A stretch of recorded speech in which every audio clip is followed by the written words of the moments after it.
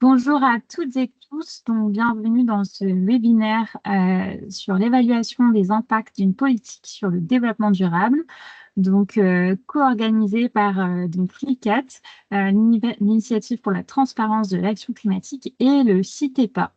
Ce webinaire sera animé par Juliette Camus, qui est juste en face de moi. Et je vais prendre juste 2 minutes, moi, pour vous remettre en contexte les éléments. Et puis après, on passera au discours de Henning. Et puis ensuite, on passera à la présentation. Pour rappel sur les objectifs du projet, c'est-à-dire pourquoi ce guide a été traduit en français, puisque c'est tout l'objet de cette réunion. Donc, en fait, si vous êtes là, c'est que vous êtes déjà très familier en tout cas bien familier des méthodologies et outils ICAT sur tous les aspects de la transparence climatique, donc atténuation, développement durable, finance climat, etc. Et il se trouve que il y a eu un besoin qui a été identifié de la part des pays francophones de disposer des guides ICAT en français.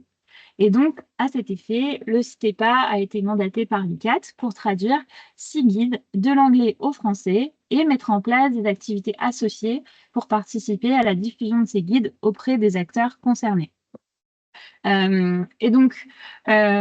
avez peut-être déjà participé au premier webinaire qui a eu lieu en début d'année sur le premier guide traduit qui était sur la finance climat.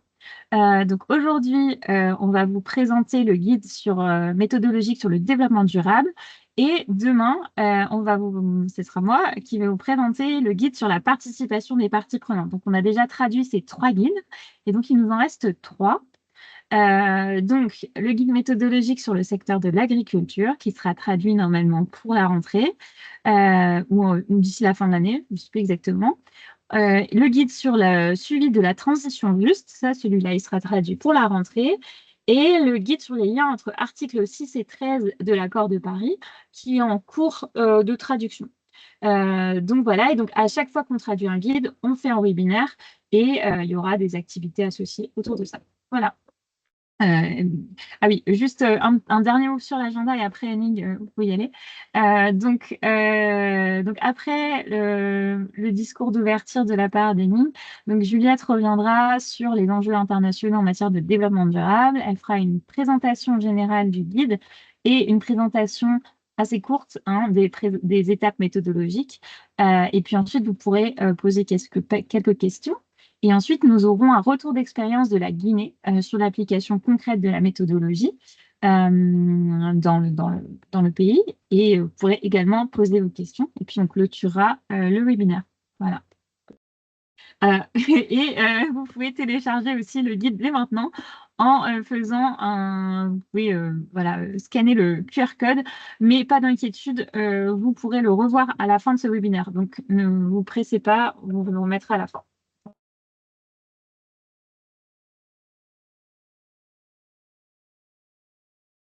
Ouais, allez-y, Henning.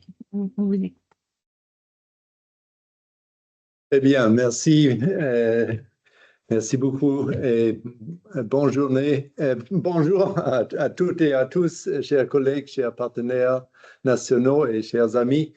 C'est vraiment un plaisir de vous rejoindre aujourd'hui pour le lancement de la version française du guide de l'ICAT sur le développement durable.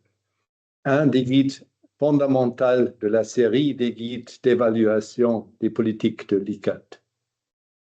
Ce guide traite un aspect essentiel de la mise en œuvre de l'action climatique et donc de la mise en œuvre aussi des contributions nationales déterminées des CDN, tellement centrales dans le processus global cette année 2025 où la mise à jour des CDN est due.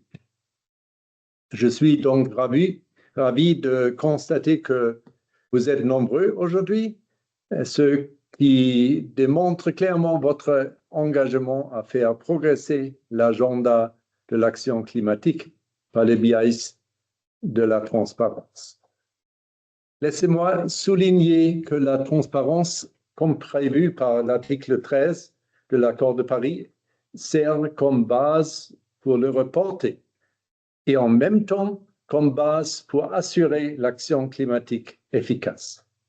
Le deuxième objectif, assurer l'efficacité de l'action climatique, est vraiment au centre de vos efforts cette année, et c'est le but du guide que nous lançons aujourd'hui en français.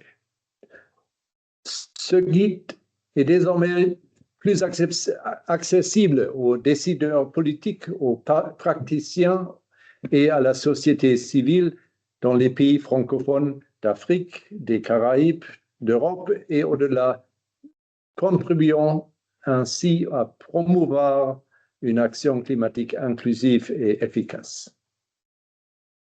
Grâce à l'engagement de l'ICCAT dans près de 20 pays francophones, incluant notre travail avec le Hub régional pour l'Afrique centrale, impliquant les 11 États membres de la CEAC, nous avons le plaisir de travailler avec beaucoup d'experts francophones.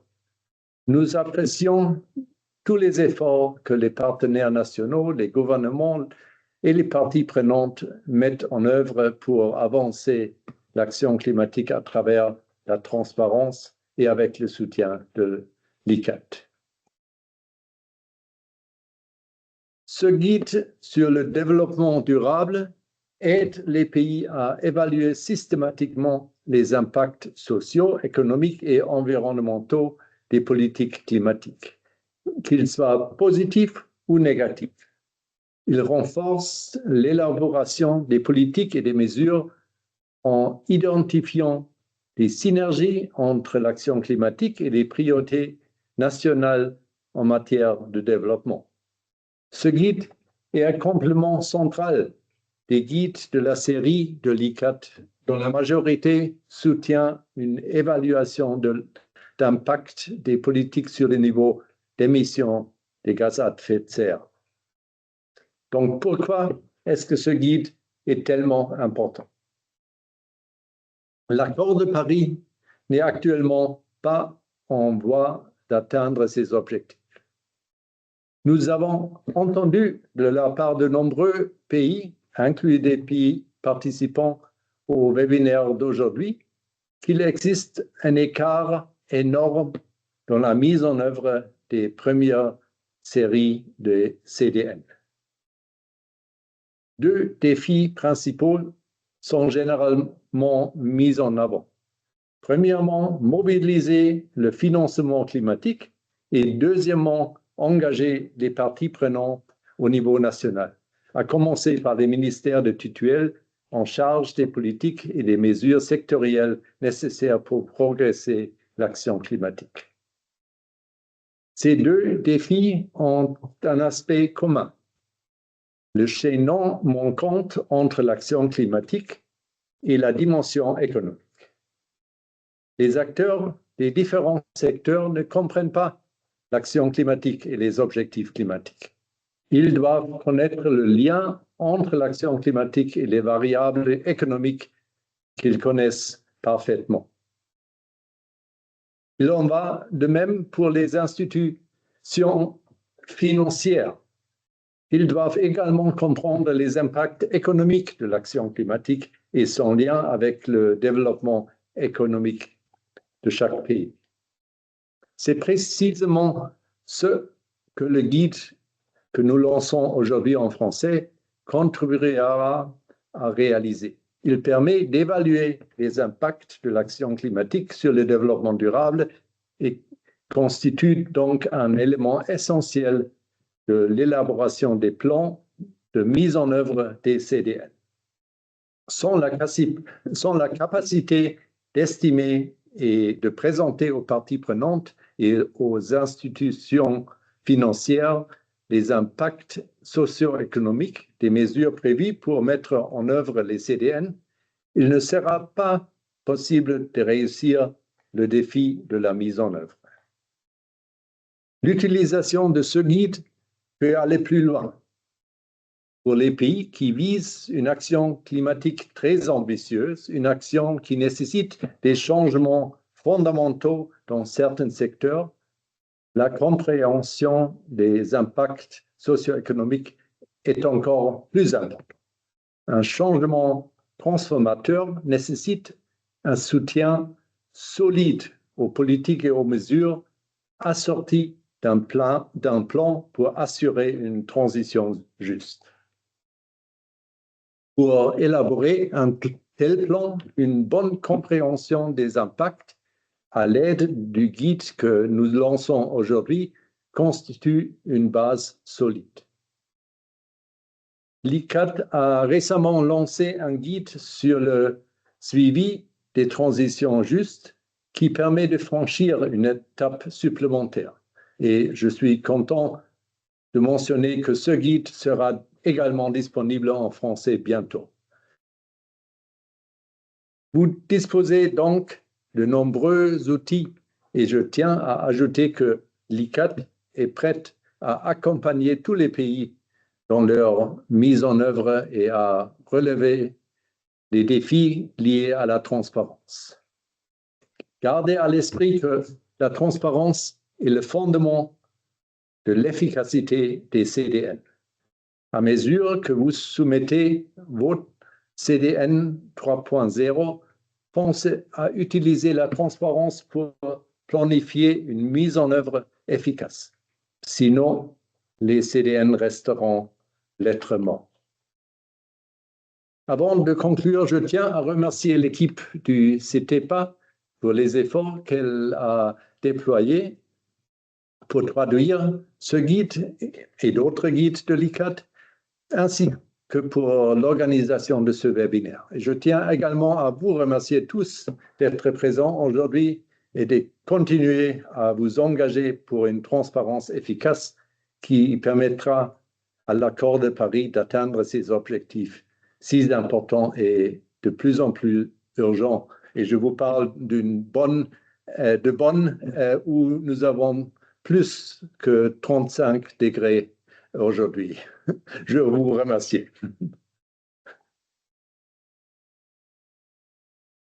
Merci Henning pour cette introduction très complète et le rappel des enjeux en matière de transparence climatique et d'évaluation des impacts des politiques.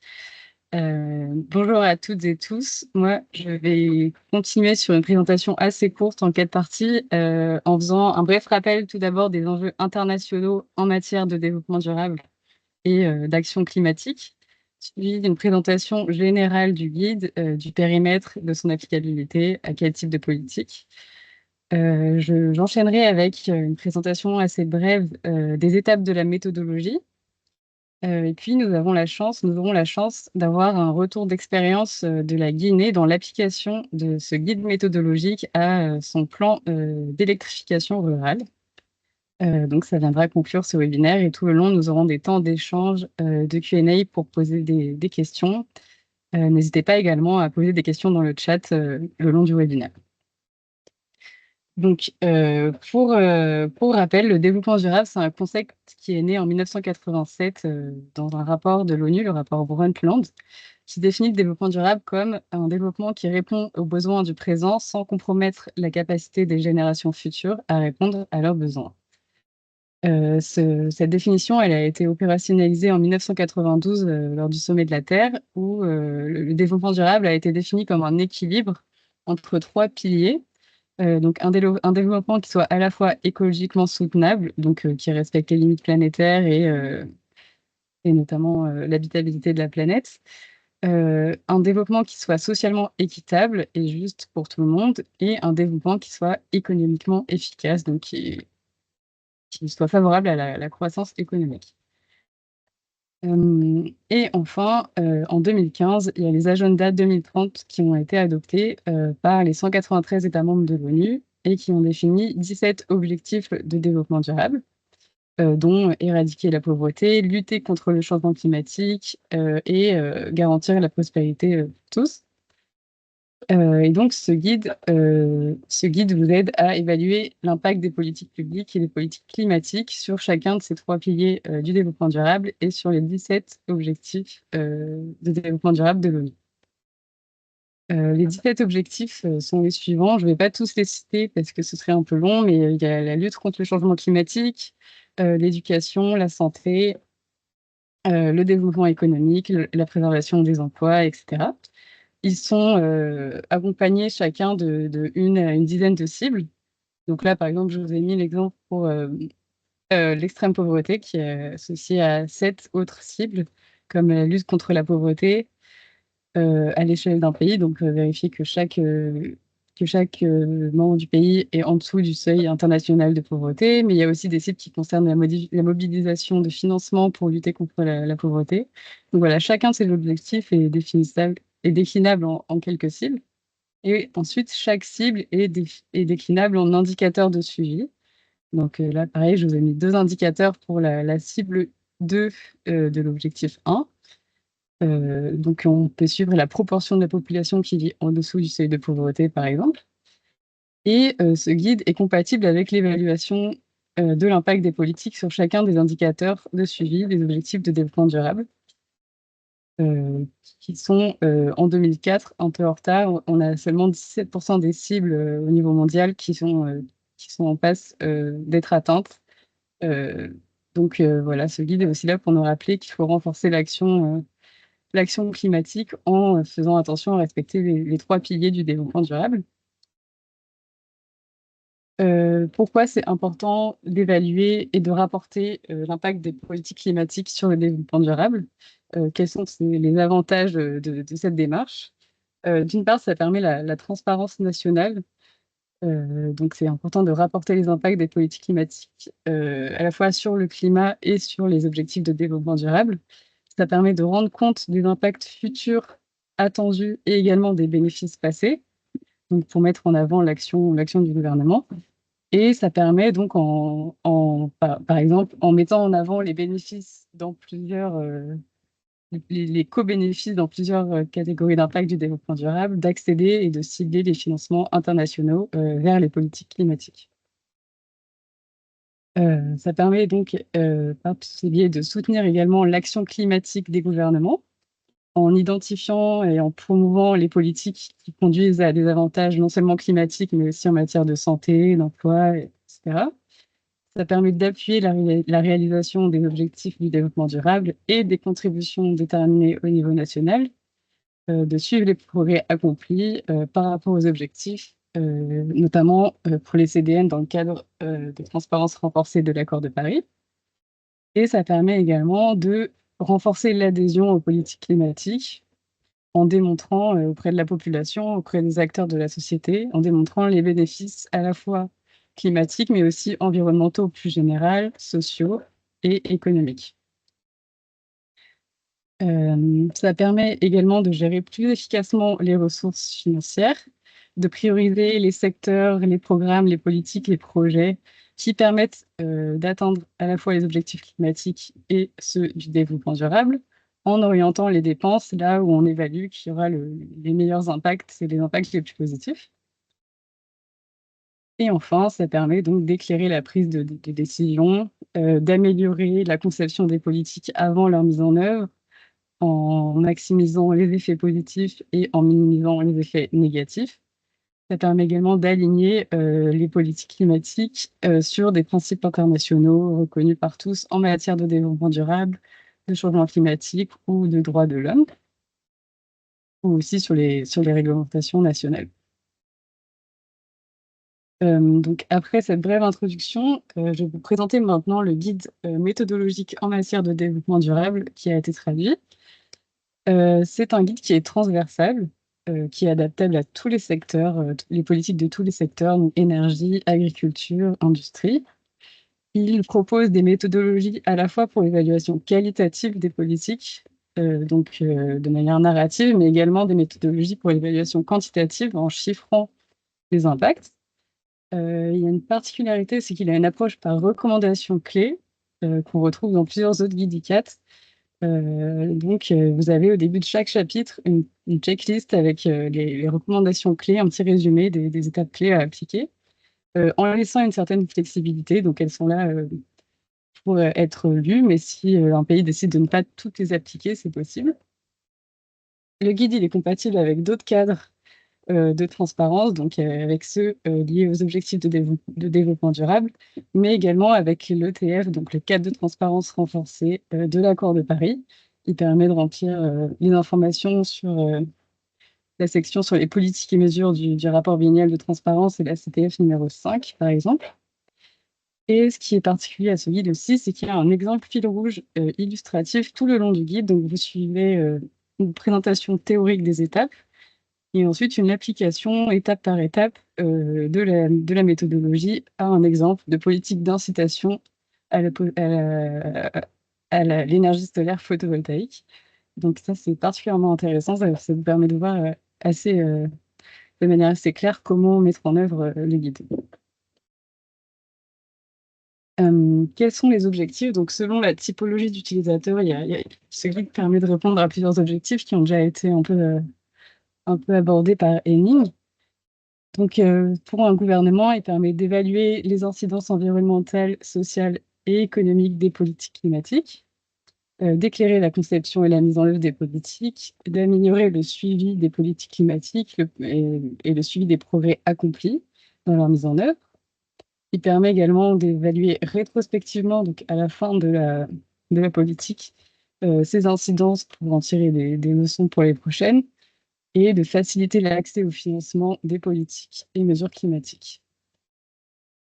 Pour les bailleurs de fonds et les institutions financières, il peut permettre d'évaluer l'impact des financements fournis à des pays, donc en matière de subventions, de prêts, notamment pour les financements basés sur des résultats.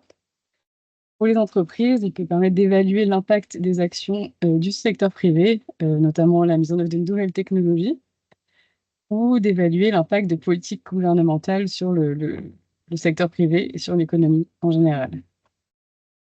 Pour les ONG, les institutions de recherche, ça permet de donner une évaluation un peu indépendante sur la politique climatique du gouvernement et de soutenir l'action des décideurs. Et pour les parties prenantes, donc les membres de la société civile, ça permet de participer plus efficacement au cycle de conception, de mise en œuvre et d'évaluation des politiques, afin de faire valoir leurs préoccupations et leurs intérêts. Donc pour ça, je vous invite aussi à vous rendre au webinaire de demain qui sera animé par Ludivine sur la participation des parties prenantes dans ce processus-là. Donc, au cours du guide, il y a quelques définitions qui sont un peu importantes à connaître et des mots que je vais utiliser, que je préfère définir avant. Donc, quand on parle de dimension, on parle des 3 piliers du développement durable, économiques, sociaux et environnementaux. Si je parlerais de catégories d'impact, donc là, c'est des groupes d'impact sur le développement durable qui ne correspondent pas vraiment aux 17 cibles des ODD. Il y en a certaines qui ont été mixées, d'autres qui ont été supprimées, mais globalement, on couvre à peu près les cibles des ODD. Donc, il y a l'emploi, la qualité de l'air, par exemple. Puis, je parlerai d'impact spécifique. Là, ce sont des variations au sein d'une catégorie d'impact.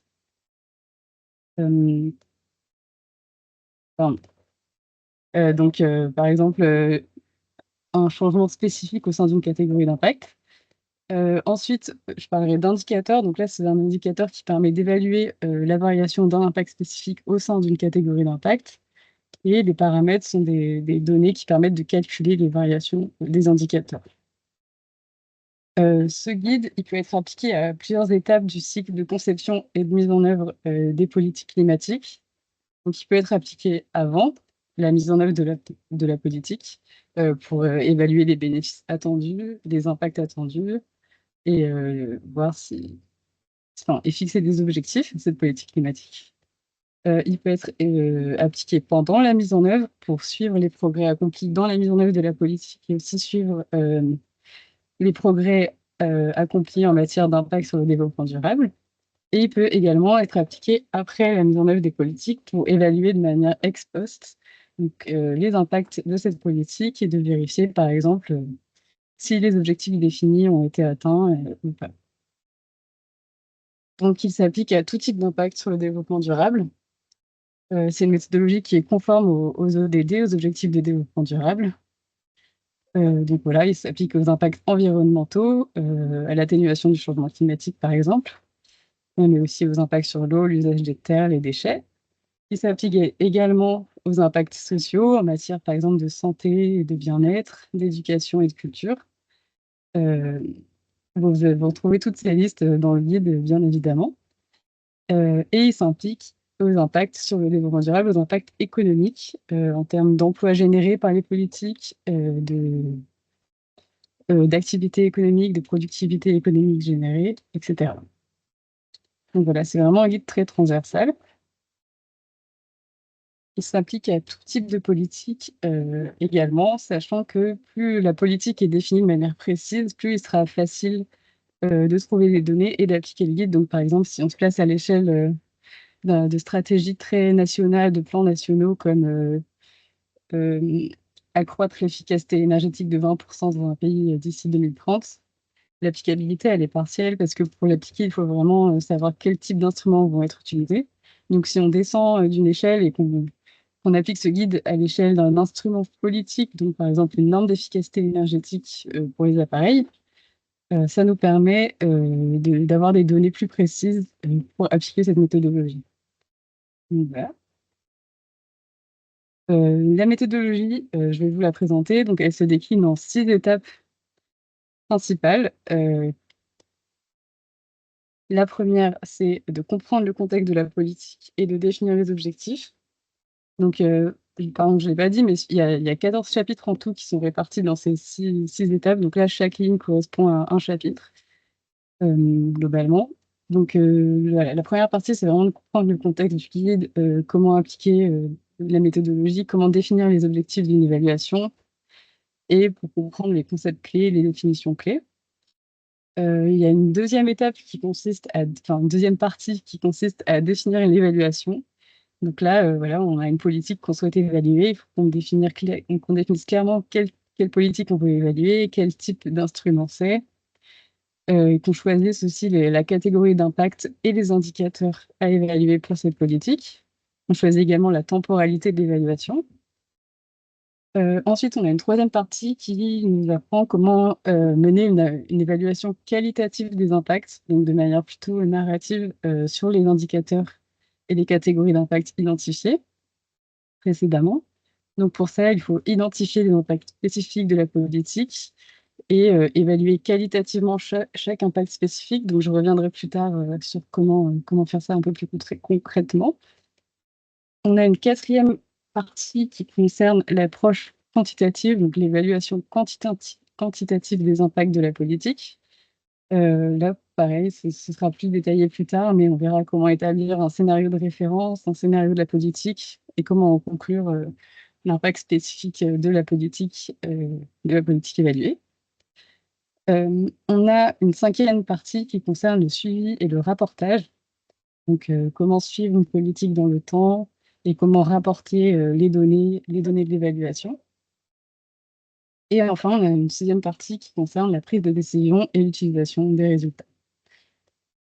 Pour comprendre le contexte de la politique, donc la première étape est définir les objectifs. Il peut être utile de compléter, donc il y a des formats de rapportage qui sont proposés par le guide, donc de compléter ces formats de rapportage où on va demander une série d'informations sur la politique. Donc, je ne vais pas toutes les citer, mais par exemple, il y a des informations très générales, comme la date de l'évaluation, la personne responsable, les objectifs de l'évaluation, si l'évaluation elle est plutôt qualitative ou quantitative, si elle a lieu avant ou après la mise en place de la politique, quelles sont les opportunités pour la participation des parties prenantes, quelle est la période de l'évaluation, et enfin des informations un peu plus spécifiques à la politique, donc la date de mise en œuvre, le statut, est-ce qu'elle est déjà planifiée, est-ce qu'elle est déjà mise en œuvre, une description précise des interventions, est-ce que c'est une mise en place d'une technologie, est-ce que c'est une norme, est-ce que c'est une interdiction, est-ce que c'est une subvention. On va aussi décrire la couverture géographique, les secteurs cibles, etc. Et éventuellement la procédure MRV existante pour suivre la politique. Une fois qu'on a rassemblé toutes ces informations, on peut définir plus clairement l'évaluation. Et pour ça, on va choisir les catégories d'impact à évaluer. Donc, pour rappel, les catégories d'impact, c'est les cibles des objectifs de développement durable, donc l'air, la qualité de vie, l'environnement, etc. Et pour ça, on va se demander, pour chaque catégorie d'impact, si elle est pertinente à évaluer pour la politique et si elle est importante à évaluer. Donc importante, ça veut dire est-ce que la catégorie d'impact est significativement impactée par la politique? Donc voilà, vous voyez, là par exemple, on a un format de rapportage, on se demande si c'est important. Donc là, on a estimé que oui, la politique publique avait un impact important sur l'atténuation du changement climatique. Et enfin, on va se demander si elle est pertinente. Et là, la pertinence, c'est un concept un peu plus subjectif en fonction des objectifs et des priorités du pays en matière de développement durable et aussi en fonction des priorités des parties prenantes qui ont été consultées. Donc, on fait ça pour l'ensemble des catégories d'impact, à la fois dans le pilier environnemental, social et économique. Et ça nous donne la liste des catégories d'impact qu'on souhaite inclure dans l'évaluation. La deuxième étape, c'est d'identifier les impacts spécifiques au sein de chaque catégorie d'impact. Donc ici, par exemple, on prend l'exemple d'une politique d'incitation à l'énergie solaire photovoltaïque.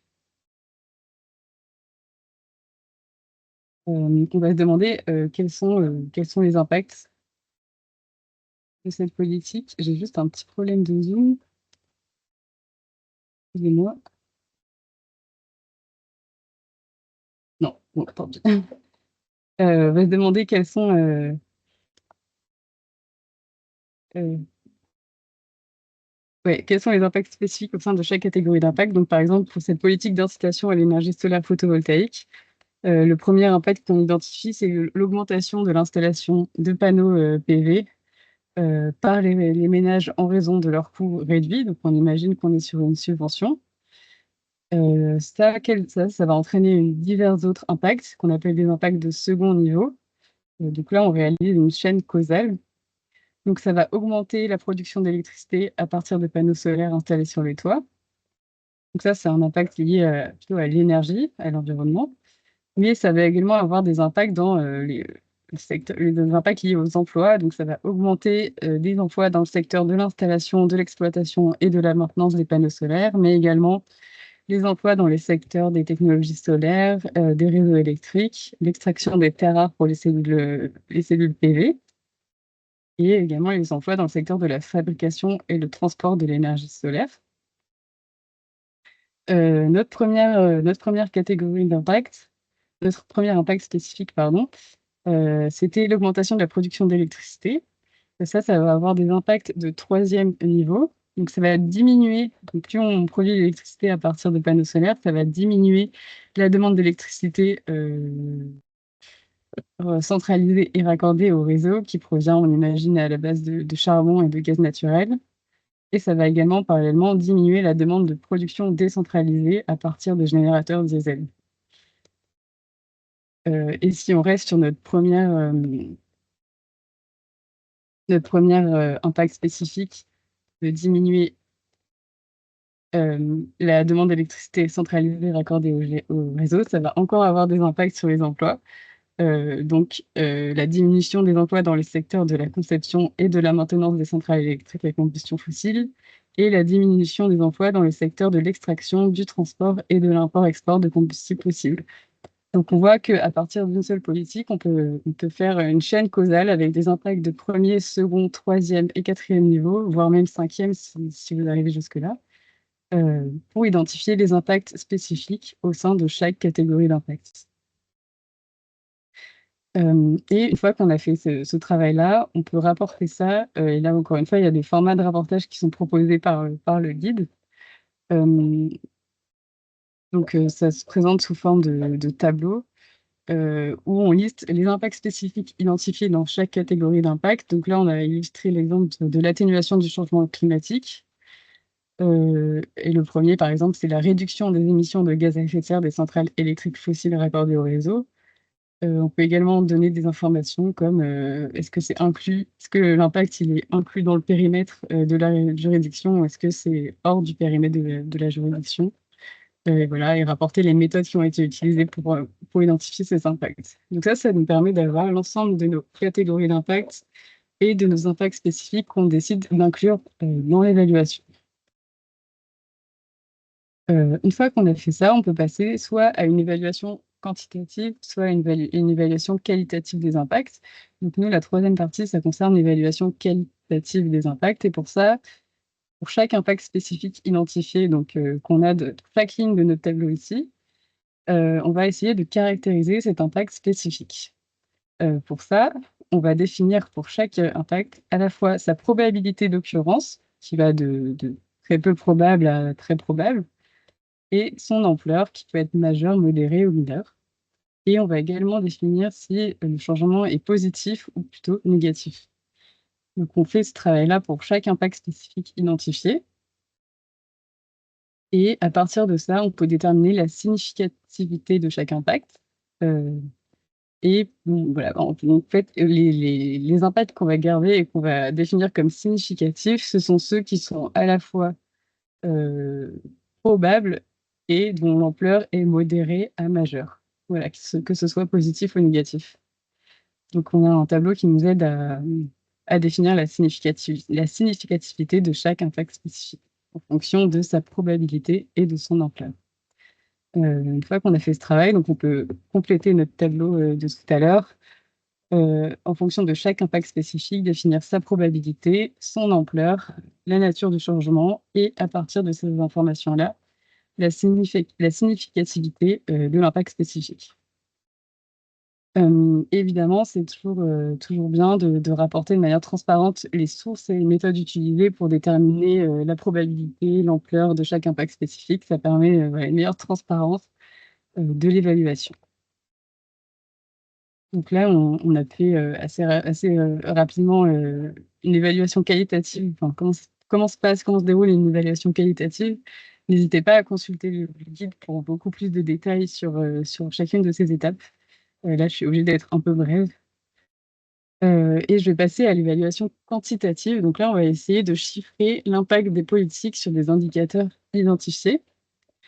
Et pour ça, il faut définir le périmètre des impacts spécifiques à inclure dans l'évaluation. Donc, vous vous souvenez, à partir de notre liste d'impacts spécifiques, on ne va pas pouvoir tous les inclure dans l'évaluation quantitative. Ça va dépendre de deux facteurs.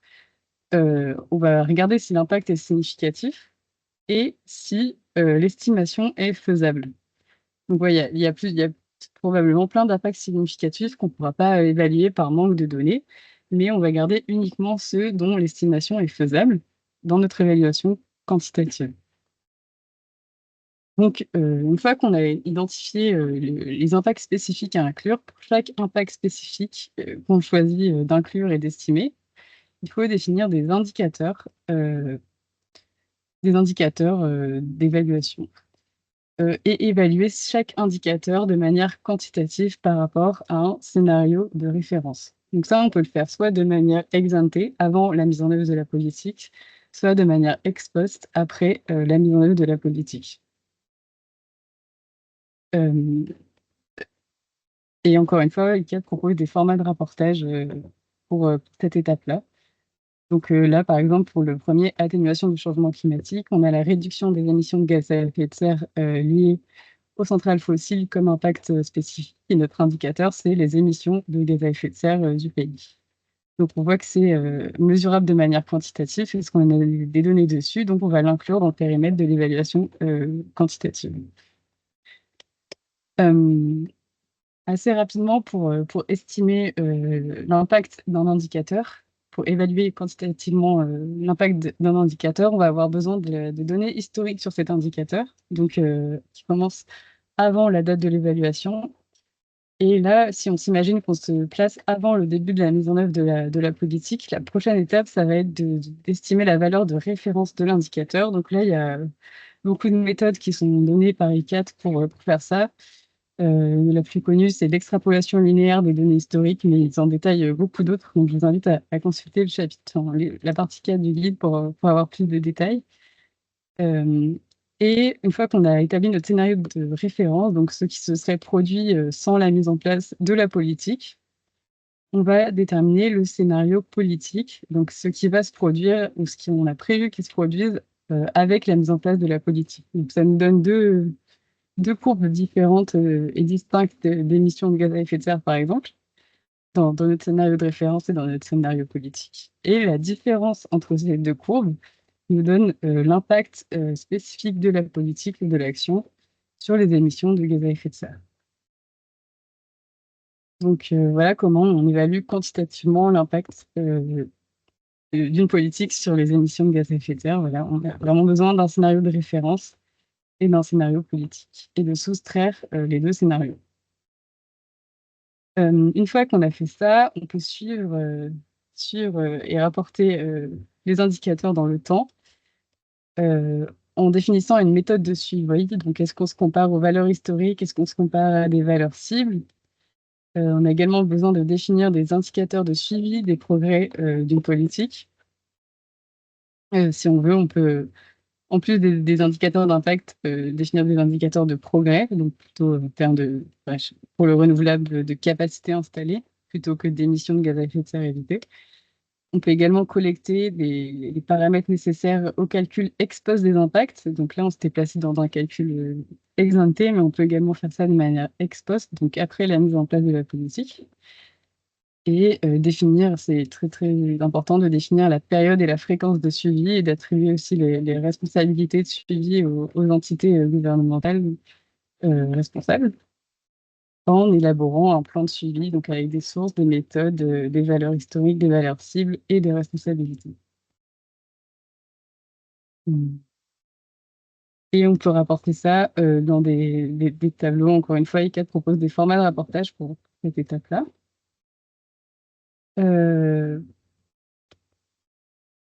Et tout ça, tout ce que je vous dis, c'est compatible avec le remplissage de la CTF5 du cadre de transparence renforcée. Voilà, c'est une méthodologie qui est compatible avec l'évaluation des impacts des politiques climatiques et l'estimation des émissions de gaz à effet de serre évitées. La dernière étape, c'est la prise de décision et l'utilisation des résultats. Donc, prioriser les politiques climatiques, ça peut se faire en fonction de leur efficacité. Donc, en se demandant quelle option politique maximise les impacts de la politique et atteint les résultats recherchés dans les catégories d'impact sélectionnées.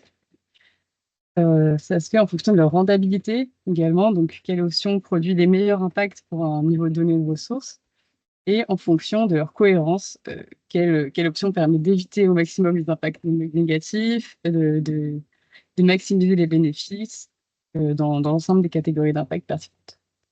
Pour ça, il y a beaucoup d'outils et de méthodes qui sont détaillés dans le guide, que je vous invite à regarder. Donc, normalement, notamment l'analyse coût-efficacité, l'analyse multicritère et l'analyse coût-bénéfice, etc. Ce sont vraiment des bons outils d'aide à la décision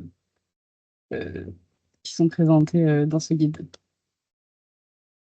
Moi, j'ai terminé avec la présentation de l'étape méthodologique. On va laisser 5 minutes pour des questions s'il y en a. Et ensuite, on passera à une présentation de monsieur Mamadou Bari pour le retour d'expérience de la Guinée.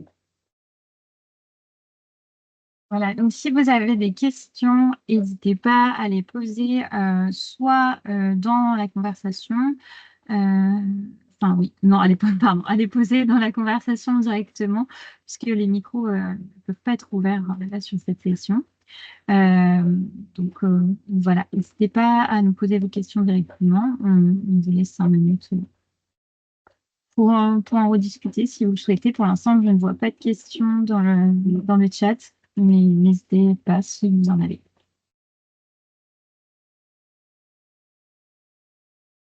Si vous souhaitez revenir sur des éléments que Juliette a présentés, que ce soit une étape ou la structure du guide ou quoi que ce soit, n'hésitez pas.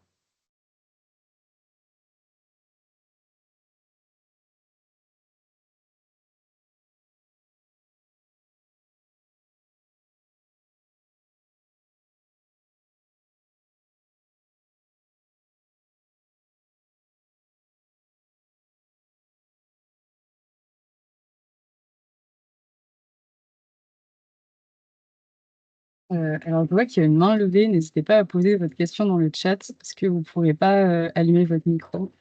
Alors, à moins que, je pense qu'on peut Oui, on peut autoriser le micro. Oui, ok, je vais autoriser le micro du coup. Du coup, alors, j'arrive pas à lire votre nom sur le truc parce que j'ai pas accès. Mais, monsieur, je crois, Nino, c'est ça? Allez-y. Normalement, votre micro peut être activé.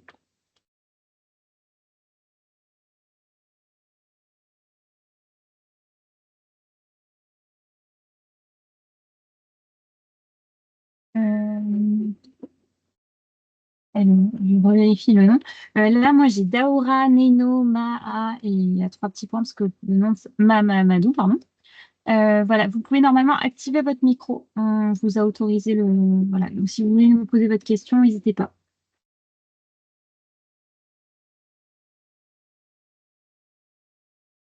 Ah, on a une question dans le chat. Est-ce que, Juliette, tu pourrais donner plus d'éclaircissements sur l'analyse coût-bénéfice? Oui, bien sûr. Alors, l'analyse coût-bénéfice, c'est une méthode qui consiste à attribuer un coût monétaire à différents impacts.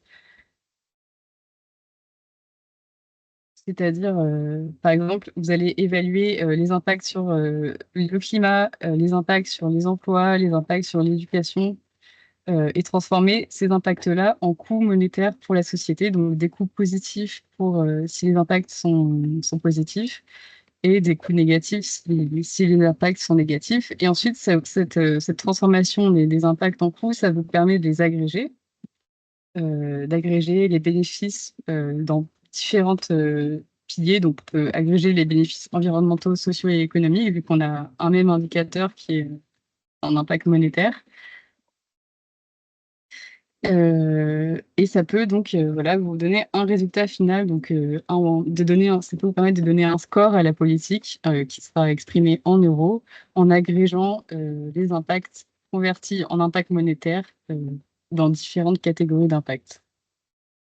Euh, voilà, c'est une méthode qui est assez complexe et qui exige voilà, de convertir en termes monétaires les coûts et les bénéfices, des coûts et des bénéfices qui à la base ne sont pas monétaires, donc des émissions de gaz à effet de serre, des emplois créés, etc.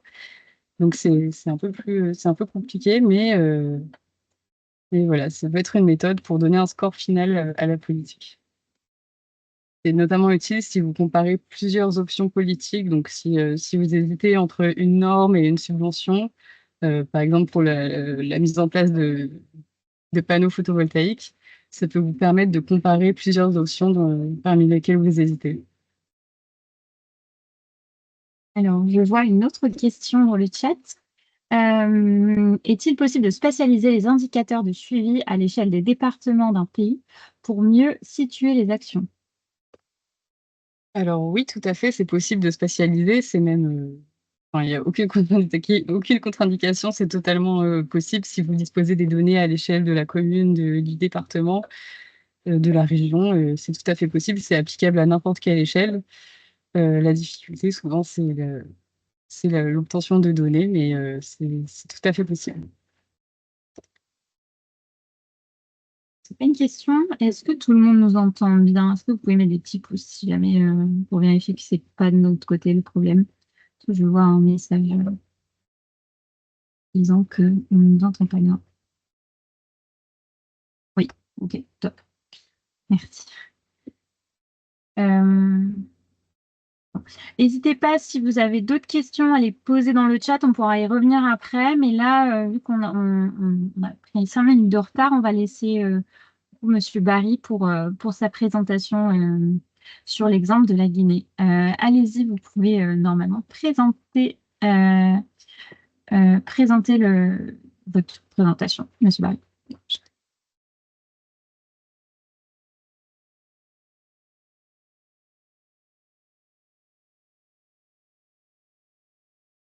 Bonjour,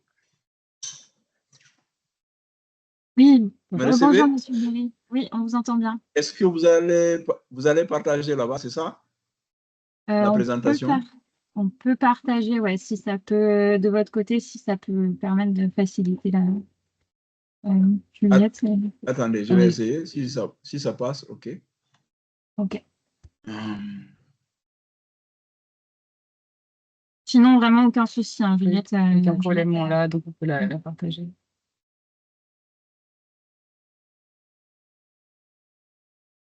C'est bon? Vous l'avez? Alors, ça charge encore. Ouais, ça charge, mais ça devrait arriver. Ça va arriver. En attendant, je vois dans le chat que vous souhaitez avoir les présentations. Il n'y a pas de souci, les présentations vous seront envoyées, ainsi que le replay, je crois, si je ne me trompe pas, à la suite de ce webinaire. Voilà. Donc, il n'y a vraiment pas de souci, tout vous sera recommuniqué derrière. C'est pas apparu? C'est la connexion. Ouais, peut-être arrêter, puis on va essayer de partager de notre côté, puis ça sera peut-être plus simple. Comme ça. En tout cas, on vous entend bien, ça c'est sûr, il n'y a pas de souci. Est-ce que la présentation est apparue là-bas? Non, toujours pas. Si vous voulez, vous pouvez arrêter le partage et je vais le partager à votre place.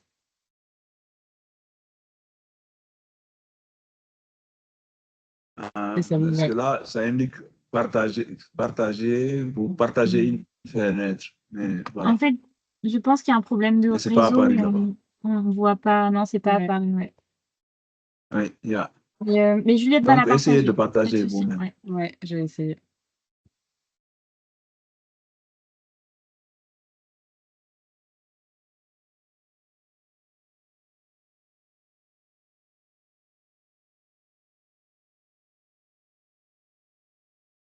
Ça arrive normalement.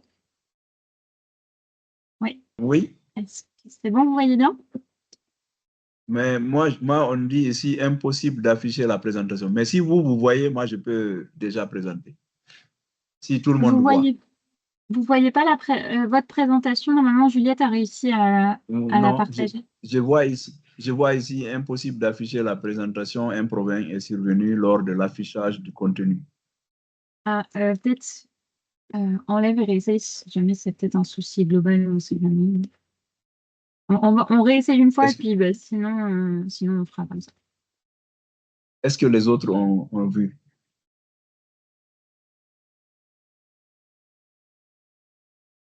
Je recommence? Oui. Est-ce que c'est mieux là? Vous la voyez?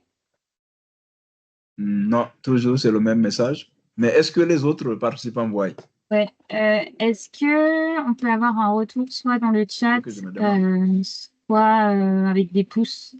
Ok, Eleni nous dit qu'on peut le voir. Ok, donc de notre côté, c'est bon, Juliette peut vous guider sur à partir des numéros des slides, elle vous dira.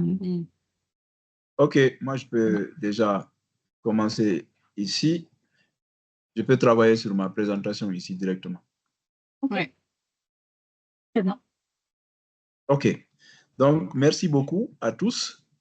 Donc mon nom c'est Mamadou Afizi Oubari, je suis un consultant guinéen donc, qui a été chargé de travailler sur l'application de cet outil de développement durable sur le projet d'électrification rurale en Guinée. Donc,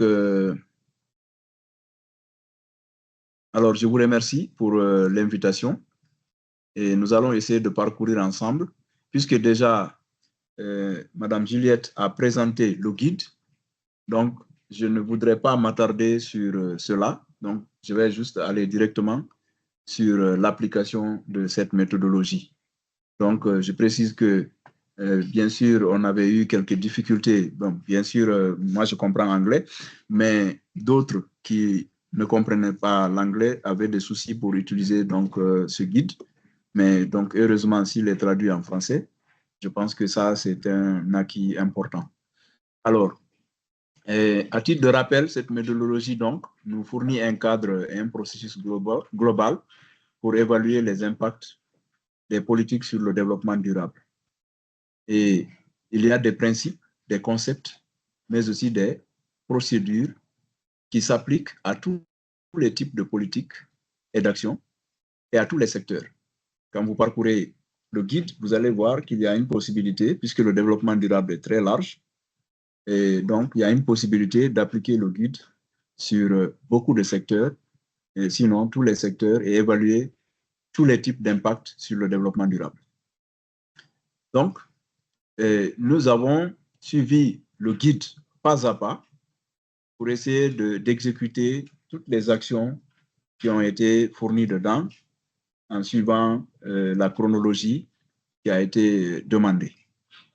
Donc, il s'agit de revoir au niveau du pays quelles sont les politiques. Donc, nous sommes partis au plus haut niveau, voir quelle est la politique du pays et quelle est la politique en matière d'électrification rurale. Et nous avons une politique nationale ici d'électrification rurale. Nous avons essayé de revisiter cette politique et de la comprendre, de voir un peu quelles sont les actions ou les projets, les objectifs, les activités, les projets. Donc ça, on a essayé d'avoir une vue sur ça. Et aussi de comprendre d'autres politiques liées au changement climatique. C'est par exemple, on reviendra plus loin, c'est la CDN. Nous avons essayé d'examiner aussi pour voir quel est le lien entre cette CDN et l'électrification rurale. Qu'est-ce que l'électrification rurale pourrait contribuer en termes de réduction des émissions de gaz à effet de serre, en termes de changement climatique. Donc, pour la Guinée, nous avons retenu d'appliquer la politique là sur l'électrification rurale d'une sous-préfecture qui est située dans la région de l'Abbé, que nous appelons ici Kouramangui. Donc, cette région a bénéficié d'un projet d'électrification rurale et nous avons voulu, en accord avec le ministère de l'Environnement et bien sûr l'ICAT, donc de voir un peu quel est l'apport de cette politique, de ce projet-là plutôt, en termes de changement climatique, en termes de développement durable. Donc là, nous allons au niveau du slide 4. Il s'agit de la présentation du projet. Alors, ce projet dont nous parlons a été lancé en 2015 par la Fondation Énergie pour le Monde dans le cadre du projet de petite électricité hybride en Guinée. Donc, il y a un projet ici qui est en partenariat avec l'Agence guinéenne d'électrification rurale. C'est une agence de l'État qui supervise les projets d'électrification rurale. Avec pour objectif général réduire la pauvreté des populations rurales de Guinée par un accès durable aux services d'électricité réalisé via une valorisation des ressources énergétiques locales. Ici, il y a un mix énergétique qui a été utilisé, c'est-à-dire le solaire et le diesel. On verra plus tard, plus loin, qu'est-ce qui a été installé en termes de solaire pour un budget de 1,8 million d'euros et 5 800 bénéficiaires directs, dont 21 700 indirects. Et il y a une société locale qui a été formée à cette occasion, qu'on a appelée société BDK. C'est cette société qui a eu la concession pour gérer ce projet au niveau local, donc percevoir les paiements à travers le système qui est mis en place, donc faire la maintenance, ainsi de suite. Alors, les objectifs, c'est en termes d'électrification décentralisée. Il s'agit d'installer 3 centrales solaires dans les villages de Kouramangui, Marché, Uruidi et Ngueria.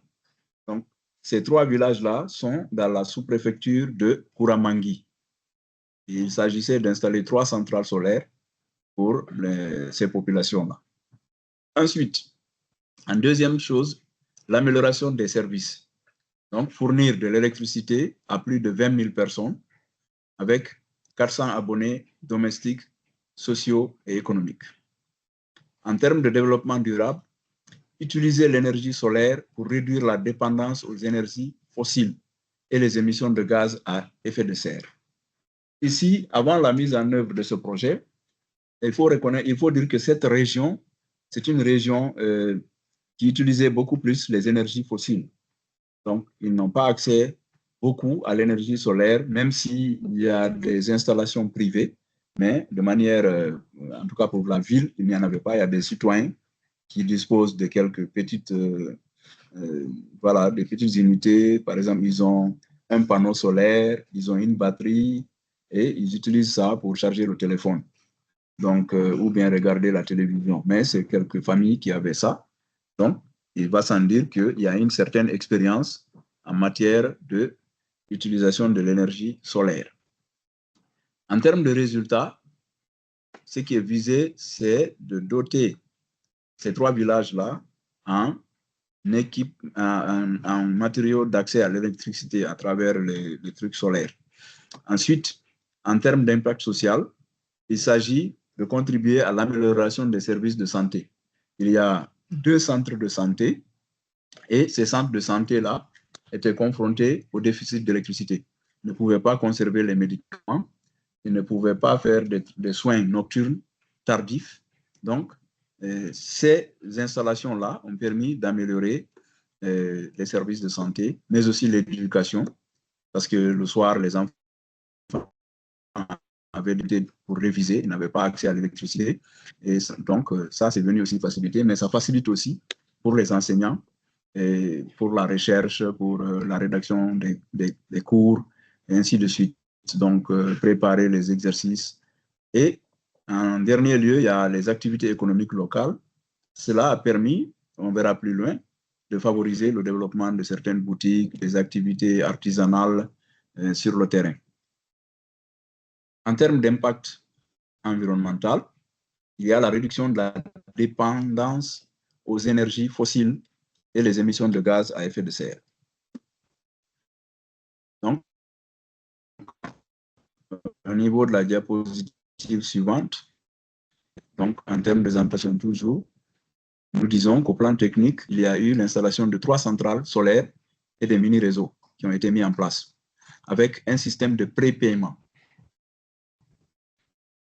pour faciliter le moment, parce que ce système-là permet de gérer les choses, de comprendre la consommation, mais de faciliter le recouvrement. Donc, c'est ce système-là qui a été mis en place. Et ici, vous avez les différents coûts. Par exemple, les services domestiques, il y a 2 types. Et vous avez les services liés aux activités génératrices de revenus. Là aussi, vous avez 2 types, S3 et S4. Donc, les coûts dépendent de la limite de puissance. Pour S1, pour une limite de puissance de 100 watts, vous devez payer pour raccordement 150 000 avec un tarif de 3 500 francs guinéens par kilowattheure. Donc, ils sont fixés en fonction de la puissance que vous souhaitez souscrire. Alors, donc, ça, c'est ce qui est appliqué sur le terrain et nous avons essayé de comprendre combien d'abonnés nous avons, est-ce qu'il y a une extension du réseau, est-ce que les populations payent. Donc, nous sommes rentrés en contact avec la société qui gère ça pour avoir ces informations sur comment le réseau est géré et quelles sont les difficultés éventuelles. Donc, l'application de l'outil maintenant, nous avons suivi, comme on l'a dit plus tôt, les étapes qui ont été déclinées dans le guide. Nous avons procédé à la revue documentaire. Donc, nous avons essayé de chercher le document du projet. Nous sommes allés non seulement sur l'Internet, mais nous avons aussi contacté l'Agence guinéenne d'électrification rurale, mais la Fondem elle-même en France, qui nous a transmis beaucoup de documents sur le projet pour comprendre le contexte de départ qui a prévalu à la mise en œuvre, l'élaboration et à la mise en œuvre du projet.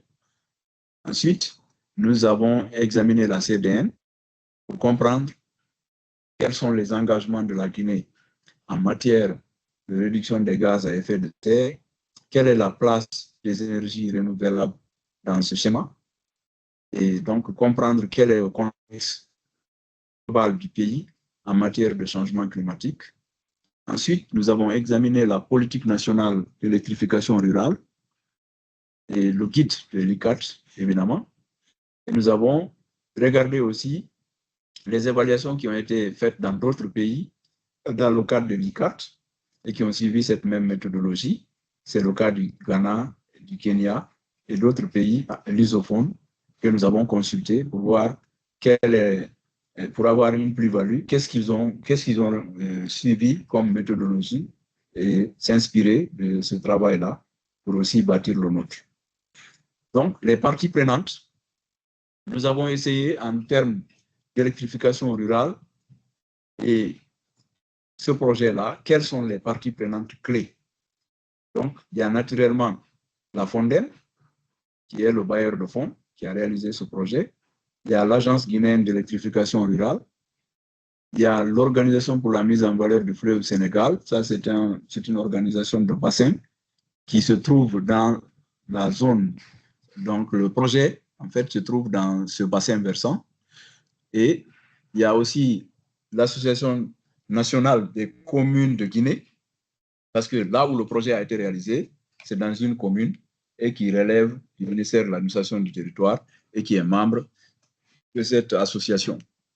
Ensuite, nous avons consulté des experts dans le cadre du changement climatique et les représentants de la société de gestion qui est à la base là-bas dans la sous-préfecture qu'on appelle BDK. Et nous avons aussi regardé du côté du ministère de l'Environnement, notamment la Direction nationale des pollutions, nuisances et changements climatiques et d'autres structures de l'État qui ont un lien direct avec des genres de projets liés à l'électrification rurale. Donc, nous avons fait une liste exhaustive selon notre connaissance et l'ensemble des échanges avec les experts. Nous avons élaboré une liste exhaustive des impacts possibles. Donc, les plus pertinentes ont été sélectionnées à travers une notation. Et nous avons suivi l'exemple fourni par le guide. Et là, nous avons essayé de voir pour chaque impact, est-ce que l'impact est pertinent? Est-ce qu'il est significatif?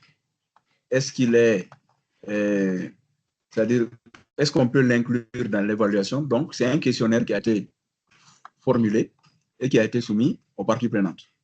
Donc, pour un projet d'électrification rurale, le premier impact serait, par exemple, l'impact économique. Là, nous avons identifié un certain nombre de catégories d'impact. C'est, par exemple, les impacts sur les activités économiques, notamment si on fait un projet d'électrification rurale. Alors, qu'est-ce que ça va faire? Ça va provoquer un boom des activités économiques. On peut avoir, n'est-ce pas, beaucoup d'activités qui peuvent se développer autour à cause de l'électricité. Ensuite, si ces activités se développent, c'est qu'il y a des emplois qui vont se créer, il y a de nouvelles opportunités d'affaires, il y a l'amélioration des revenus des ménages. Ça, c'est en ce qui concerne l'impact économique. En ce qui concerne l'impact social, nous avons essayé de voir la santé, l'accès à l'eau potable et à un assainissement adéquat, l'accès à une énergie propre, de qualité et à un prix abordable, l'accès à la communication, l'accès à une éducation de qualité, l'égalité des sexes, l'autonomisation des femmes, mais aussi la baisse de la criminalité. Et chaque fois, chaque impact, nous essayons de voir quel est le lien, avec quel objectif de développement durable on peut lier cet impact. Donc, chaque impact identifié, nous essayons de voir quel est l'objectif de développement durable qui s'y est le mieux. Ensuite, le dernier volet, c'est le volet environnemental. Donc, le premier impact spécifique qui a été identifié, c'est concernant le changement climatique. Quels sont les effets d'atténuation qu'est-ce qu'on peut avoir en termes d'atténuation si on fait un projet d'électrification rurale? Qu'est-ce que ça peut apporter en termes d'atténuation? Ensuite, vous avez l'accès à l'eau douce, l'amélioration de la qualité de l'eau, la réduction de la coupe du bois, l'usage des terres, la lutte contre la déforestation, la pollution de l'air. Par exemple, pour voir un peu, est-ce que ce projet a pu apporter des choses en termes de réduction de la pollution de l'air. Ensuite, la pollution de l'eau et la perte de biodiversité. Et chaque fois, pour maintenant déterminer quelle est la probabilité que cet impact-là se produise, est-ce que c'est vraiment la mise en œuvre de ce projet qui a permis la réalisation de cet impact? Alors, on a essayé de demander aux parties prenantes de faire des notations. Donc, pour la probabilité, nous sommes partis de pas probable, c'est-à-dire tout ce qui est inférieur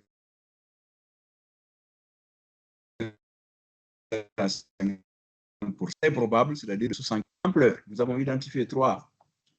Il y a mineur, qui est inférieur à 50%, modéré, 50 à 75%, majeur, 75 à 100%. Pour l'aspect, nous avons demandé aux parties de se prononcer, est-ce que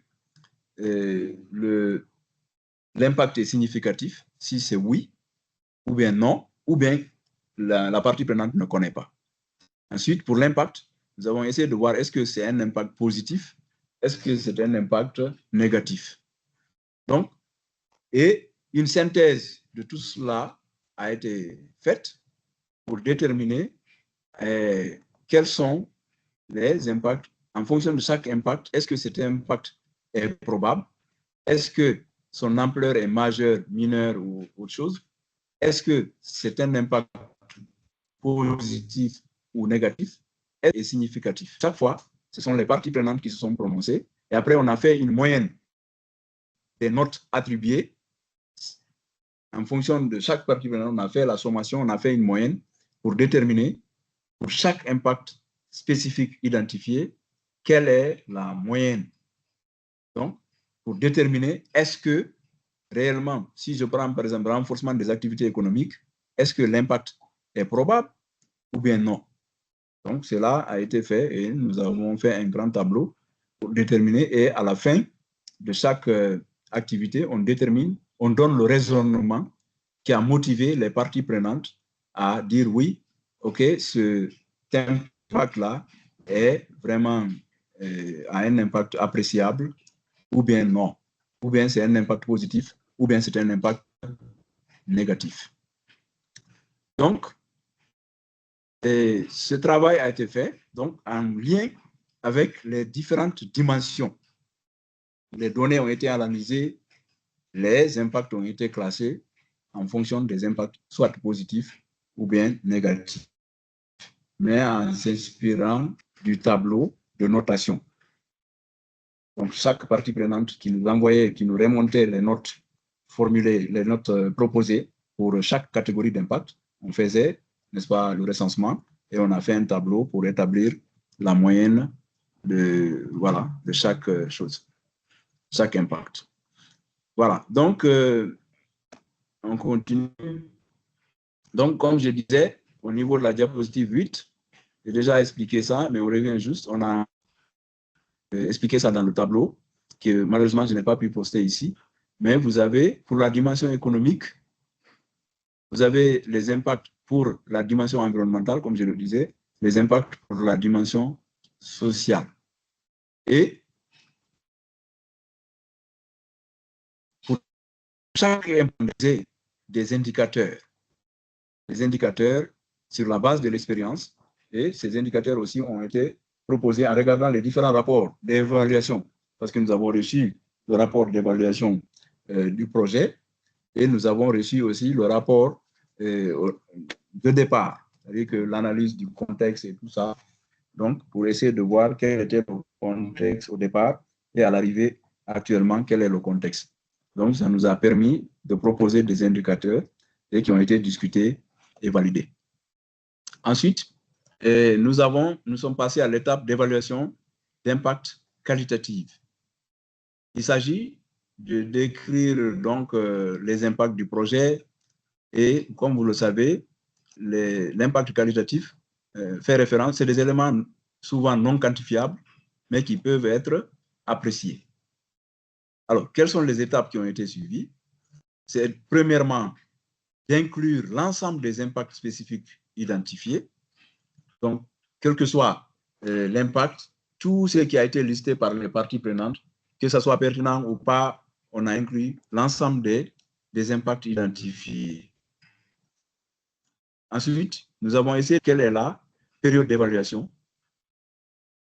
Et après, faire la caractérisation de chaque impact identifié en fonction de la probabilité qu'il se produise, de l'ampleur de son impact et de la nature du changement. Donc, c'est le tableau dont j'expliquais. Bien sûr, il y a eu des impacts qui ont été éliminés finalement parce qu'on se rendait compte que c'était difficile d'établir que ces impacts-là ont été produits nécessairement à travers ce projet. On n'avait pas les données pour définir, pour dire effectivement que ces résultats-là sont issus de ce projet. Donc, il y a eu des impacts que nous avons essayé de biffer de commun accord.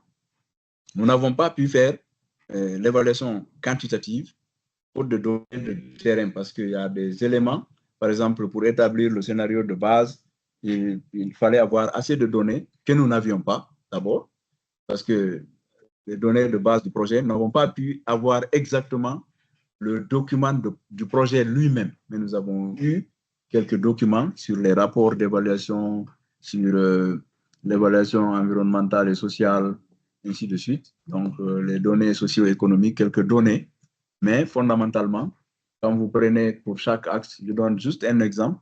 Si vous dites il y a combien d'écoles, on va vous dire il y a 1 ou 2 écoles. OK, combien d'élèves, vous n'avez pas cette information. Est-ce que combien d'heures ils ont accès à l'électricité? Donc, qu'est-ce que l'impact? C'est difficile d'évaluer si vous n'êtes pas sur le terrain. Donc, on s'est limité à l'évaluation qualitative. Et là, au niveau de la diapo suivante, vous avez les impacts en fonction. Donc, on a présenté un tableau sommaire ici pour vous montrer quels sont les impacts en lien avec les objectifs du développement durable.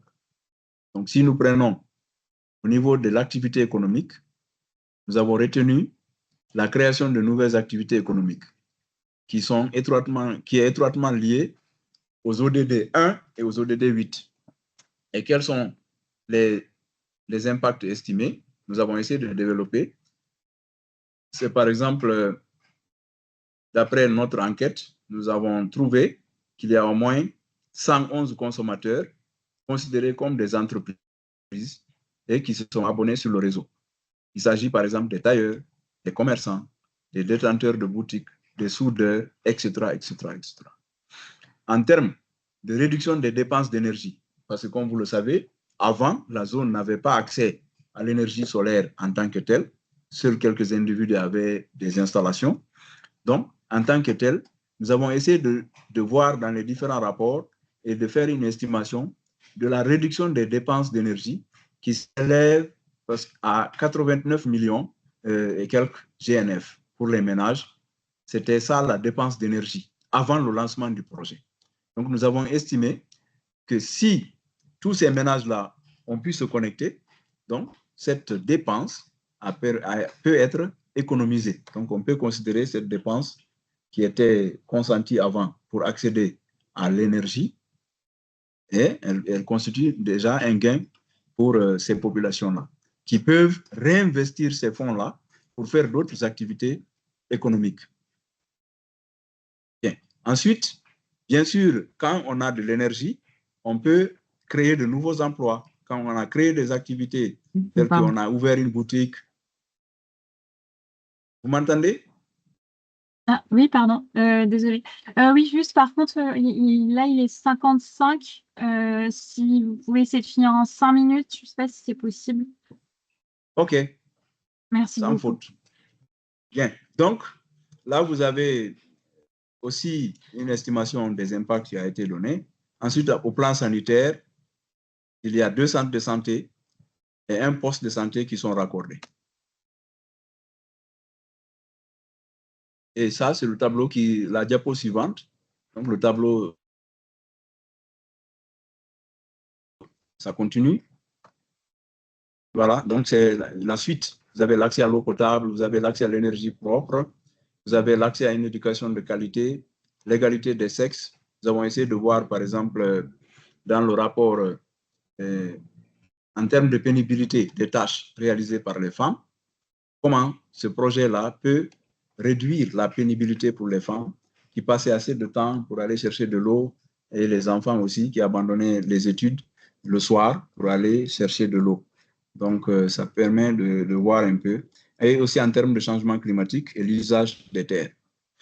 Et en termes de suivi et reporting, nous avons essayé de recenser les impacts spécifiques inclus dans l'évaluation, de choisir des indicateurs, et chaque indicateur choisi a été décrit de manière brève, et nous avons défini la période de suivi et de fréquence, identifier des méthodes de mesure, comment on pourrait mesurer cela et collecter les données, et des valeurs cibles de référence. Donc, en conclusion, il ressort que ce projet a permis de contribuer aux efforts de la Guinée pour l'atteinte des objectifs du développement durable, notamment dans plusieurs volets. Et donc, ce projet a permis de booster des activités économiques, de créer des emplois, d'accroître le nombre de personnes ayant accès à l'électricité, de contribuer à la lutte contre le changement climatique et d'améliorer les conditions de travail des enseignants, de contribuer à la préservation des forêts et de réduire les inégalités. Donc, je vous remercie de votre aimable attention. Voilà, merci. Merci beaucoup, Monsieur Barry. C'était très intéressant. On va laisser du coup la place à quelques questions. Parce que, du coup, merci d'avoir terminé assez vite pour qu'on ait encore quelques minutes pour les questions. C'est top. Voilà, donc n'hésitez pas à poser vos questions comme juste avant dans le chat. Comme ça, alors je vois qu'il y en a qui lèvent la main. Je peux vous ouvrir le micro. Normalement, vous pouvez... Voilà. Là, je vous ai ouvert le micro. Je n'arrive pas à voir votre nom parce que c'est AD, les initiales. Voilà, je n'ai pas accès à...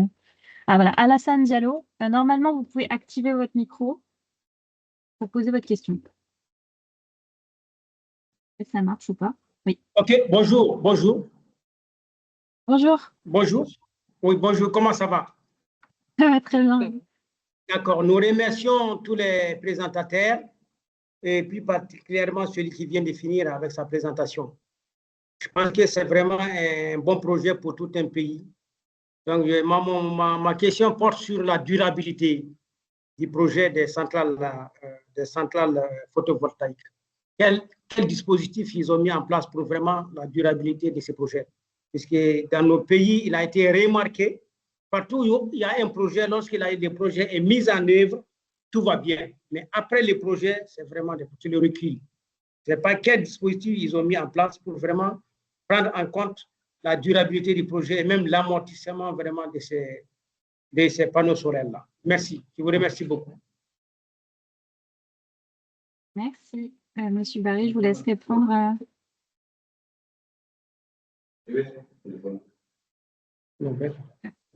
Monsieur Barry, je ne sais pas si vous avez entendu la question.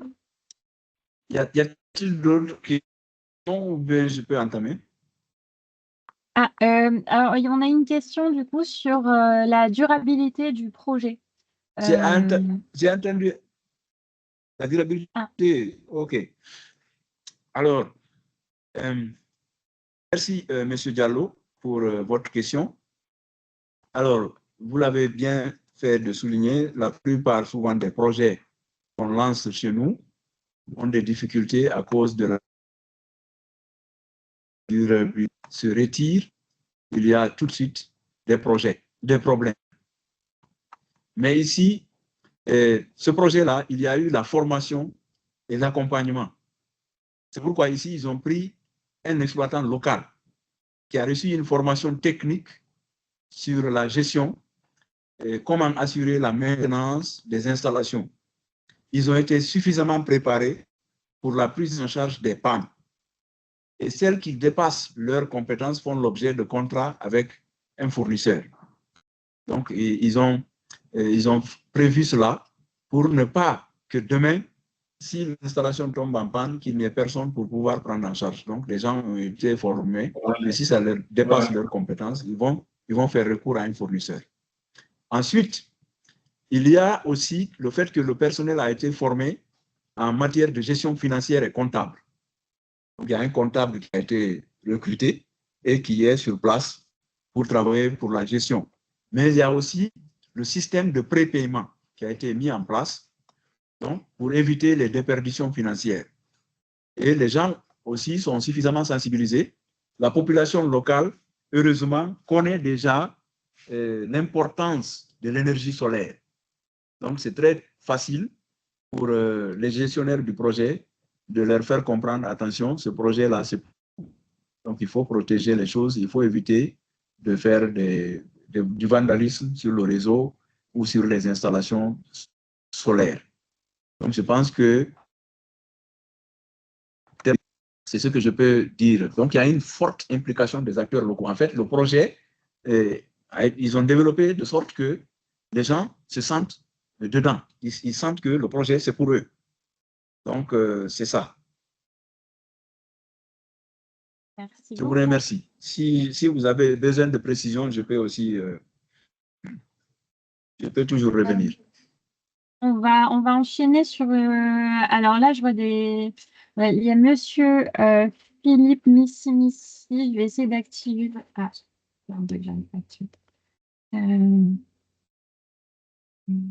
Ah, c'est bon. Oui, Oui, monsieur bonjour. Philippe Missi, normalement, est-ce que c'est bon? Oui, c'est bon, merci beaucoup. Super, merci. Euh, Allez-y.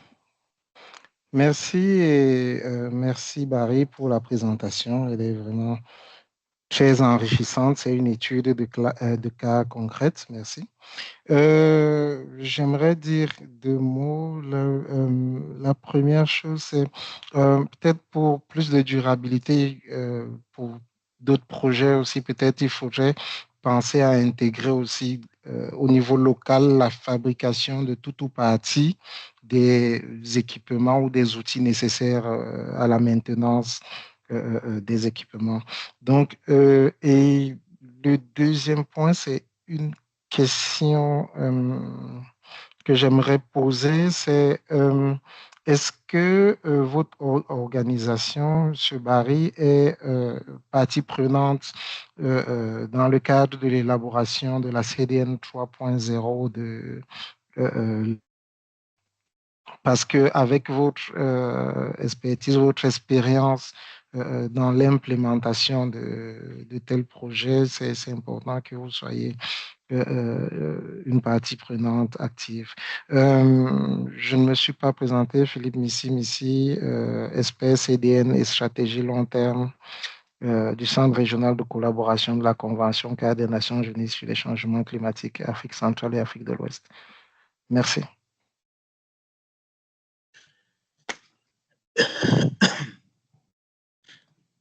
OK, merci.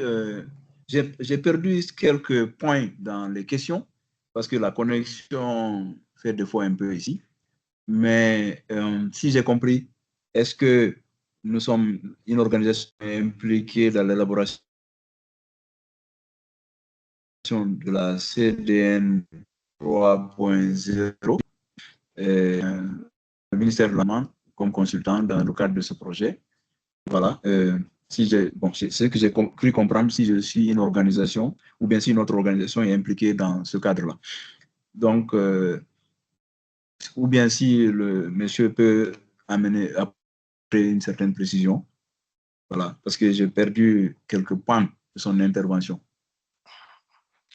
Oui, c'était ça exactement la question. Elle a été bien comprise. C'est-à-dire, est-ce que votre organisation, avec l'expérience de terrain qu'elle a pour la mise en œuvre des projets comme ceci, des projets de développement durable comme ceci, qui intègrent tous les éléments qui concourent tant à la réduction des émissions de gaz à effet de serre et puis les mesures d'adaptation et tout ce qui est objectif de développement durable. Est-ce que vous êtes partie prenante du développement de la CDN 3.0 de la Guinée? Ou si j'ai bien compris, vous êtes en Guinée, ou alors le projet s'implémente en Guinée, ou est-ce que vous êtes partie prenante de l'élaboration de la CDN 3.0 dans un autre pays de la sous-région? Merci. OK, donc je pense que c'est ça. Moi, je suis un consultant, je ne relève pas du ministère de l'Environnement. J'aimerais bien être associé à ce processus, s'il y a des possibilités. Voilà, donc sinon, c'est ça. Moi, je travaille comme consultant dans le cadre de ce projet. Et voilà, donc c'est le PNAG pour le moment. Et je vous remercie aussi. J'ai vu une question dans le chat parlant de la réduction de CO2, combien de tonnes? Oui. Alors, nous avons, en concertation avec le promoteur du projet, nous avons le projet a permis de réduire 13,88 tonnes de CO2. Et donc, ça aussi, nous avons dans notre rapport porté cela. Et c'est en fonction de la quantité de diesel qui aurait été nécessaire pour produire cette quantité d'électricité. Et donc, les émissions évitées ont été calculées. Et cela amène à 13,88 tonnes de CO2. Voilà. Merci beaucoup. Donc, tout ça, c'est un rapport, bon, il va être très bientôt. On va peut-être prendre encore... Juliette, comment ça va? Juliette, alors, bonjour. Bonjour, vous avez une Bonjour, question? Juliette. Oui, non, moi, c'est par rapport à ma question posée, par rapport à la durabilité. Je pense que, comme vous le savez, ou bien nous le savons tous, les panneaux solaires et les batteries ont un temps très limité. Je voulais savoir quels dispositifs ils ont mis en place pour le remplacement de ces matériaux-là, de ces matériels, quoi. Qui, pour moi aussi, c'est aussi dans la Vous savez que, bon, en fait, avec le système qui...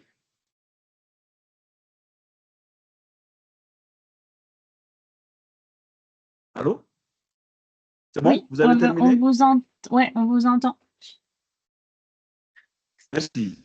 Donc, je dis, le système de paiement qui a été en place permet de recouvrer, de faire des recettes. Et donc, en cas de panne, ils vont faire face à ces pannes-là ou de remplacement d'équipement à partir des recettes qui sont générées. Donc, je pense que cette question est prise en charge en termes de remplacement du matériel, puisqu'il y a une assistante comptable qui a été recrutée et qui travaille sur ça, qui donc, certainement, avec les fonds qui sont générés, peuvent faire face à ces remplacements-là. C'est vrai, je comprends un peu, parce que souvent, les fonds qui rentrent ne sont pas suffisants. Peut-être que le gouvernement ou d'autres bailleurs de fonds pourront les aider à faire face. Mais je pense que cette question est prise en charge dans le cadre du recouvrement des recettes.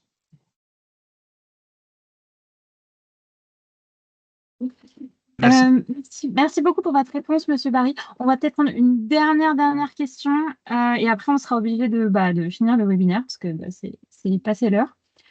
Donc ça fait un moment, je crois, que j'avais une main levée. Ah, ça, je sais pas, c'est donc Monsieur Mahamat Hassan Idri, je vais ouvrir votre micro si vous voulez. Voilà, ce sera la dernière question. Et après, on sera... Voilà, si vous avez d'autres questions, évidemment, vous pourrez nous les poser par mail ou quoi. Et voilà, Allô, oui, on Juliette. vous entend. Juliette, Madame Juliette. On vous entend, oui. Allez-y, vous pouvez poser votre question. Oui, ma question est déjà posée en ligne, mais comme disait, pour la durabilité de ce projet, donc cela veut dire qu'il faut un comité de gestion pour mettre en place. Et comme le présentateur vient de dire, il y a une fonds qui vont gérer, mais normalement, il faut avoir un fonds de projet qui est vraiment, ce sera capital pour que les gens gèrent ce projet d'une manière de durabilité. Merci. OK. Oui, très bien. Merci beaucoup. Oui, vous voulez répondre, Monsieur Barry, peut-être une seconde. Oui, merci beaucoup. Il y a bien sûr des comités locaux qui ont été mis en place, formés. Donc, charge, comme je l'ai dit, l'exploitation de ces mini-réseaux. Donc, il y a des comités. La mairie est impliquée, la société civile au niveau local est impliquée, les utilisateurs eux-mêmes sont impliqués. Donc, une affaire de la communauté locale. C'est pourquoi la société même qui gère ça a été constituée par 3 promoteurs qui sont des citoyens installés à la base là-bas. Donc, c'est eux qui ont été mis en avant. Ils ont constitué la société. Et maintenant, il y a tout autour la communauté rurale de développement, donc ce que l'on appelle ici CRD, ou la commune urbaine, la commune rurale maintenant. Donc, c'est eux, ils sont impliqués, ils suivent de près comment est-ce que la gestion se passe. Voilà, merci. Merci beaucoup d'avoir répondu à toutes ces questions. Malheureusement, on est obligé de s'arrêter là pour ce webinaire. Si vous avez d'autres questions, le chat est éventuellement toujours accessible si vous voulez les poser et puis on essaiera de répondre soit par message, soit directement par mail un peu plus tard. Sinon, n'hésitez pas voilà, nous envoyer directement vos questions par mail. Dans tous les cas, vous recevrez les présentations par mail et le replay aussi dans les prochains jours, je crois, peut-être la semaine prochaine. Donc voilà, et là vous avez toujours le QR code pour télécharger le guide, mais dans tous les cas, il est accessible directement sur le site de l'ICAT en français. Donc voilà, merci beaucoup Monsieur Barry. Je ne sais pas si Juliette, tu veux. Merci à tous pour votre attention. Merci beaucoup, c'est à moi de vous remercier. Merci beaucoup. Et on se retrouve demain pour le webinaire sur les parties prenantes pour ceux qui s'intéressent. Voilà, même heure, 15h30 jusqu'à 17h. Voilà. Merci. Merci Beaucoup. Merci à tous. Bonne journée, au revoir. À bientôt. Ouais, merci.